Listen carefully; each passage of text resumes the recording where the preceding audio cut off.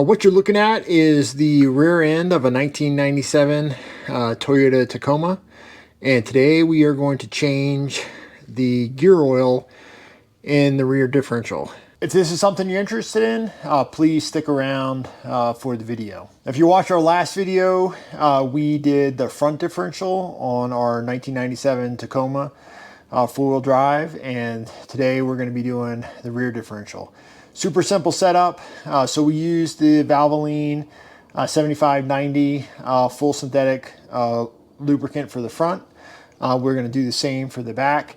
The front took just a little bit over a quart. The rear is going to take 2.2 to 2.3 quarts to fill it up. So like we did last time, my advocation is to take the fill plug out first, just to make sure that you can get fluid back in. So for the rear end, all you need is a 15/16 socket. I thought it was going to be metric. The closest metric socket that I put on there was a 24 millimeter, but the 15/16 socket actually fits better. And that goes for both the fill plug and the drain plug.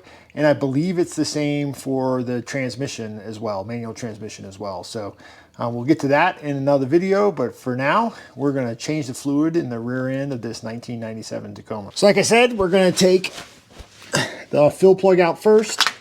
This vehicle was an LX vehicle, so it does not have a lock-in differential in it. So it's just a straight open differential. Oh my God. This is why you always take that off first, because you never know what the deal is, just to kind of nurse it out.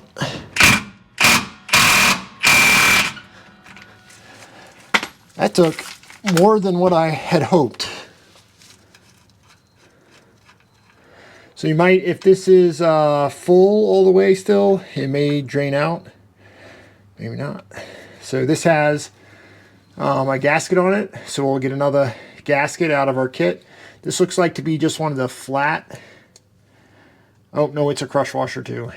So we'll set this aside, and now that we have that open, let's see if we can get some fluid on her. Okay, so it's below quite a bit. Hopefully we'll be able to open this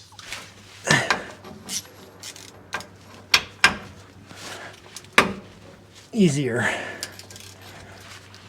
Oh, thank goodness. Gosh, folks, you don't need to put these things in so tight. So like that is a little extra. So we're just going to take it and pull it out, let it drain. And like on the front differential, we'll take a look right here, and it just looks like some normal stuff. So we'll get a paper towel and wipe it off and let you look. You can actually somewhat see through that, so that's a good sign.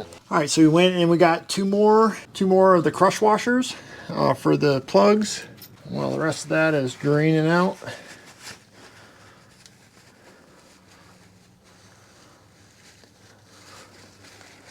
So not too bad. Just a lot of just fine metal shavings, which is what you're normally going to get out of a healthy rear end. Put on a new washer, and as soon as that drains out. So just remember that the difference between the fill, since they're the same plugs, and the drain is that the fill has a magnet in it. All right, we're going to go ahead and take our drain plug with the washer. Now that this is finally stopped, and just thread that on just loosely real quick. Wipe up anything that's in there. I love that Toyota protects the drain plug from running over stuff. So this, the torque setting for the replacement on all of these is 36 foot-pounds.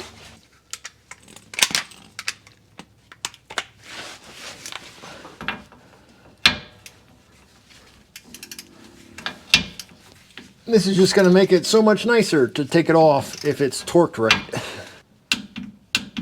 All right, so wipe that off. Clean off any oil that remains there. And we'll leave that just like that, so that, again, 2.2, 2.3 quarts, but it's really till it overflows. These squeeze bags just make it so much easier. So just remember that these are GL5 rated oils, and this is a different oil than what's going to go in the transmission and the transfer case, because that is a GL4 oil for synchro mesh transmissions, which is what comes in this truck. If you ever had to squeeze those bottles, you know how easy it is to do it that way, because those bottles are just a pain to deal with. Like I said, when we did the front, you can always just buy one of these and then just refill it, but then you've got to go through the process of refilling it, and you know, it doesn't save you that much money. So again, we're going to fill this until it starts to overflow, just like that.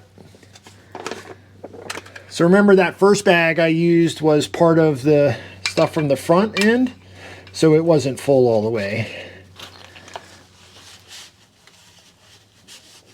And then again,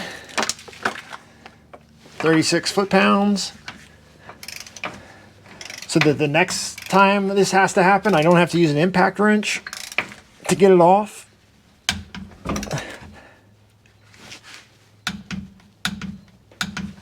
And that's it.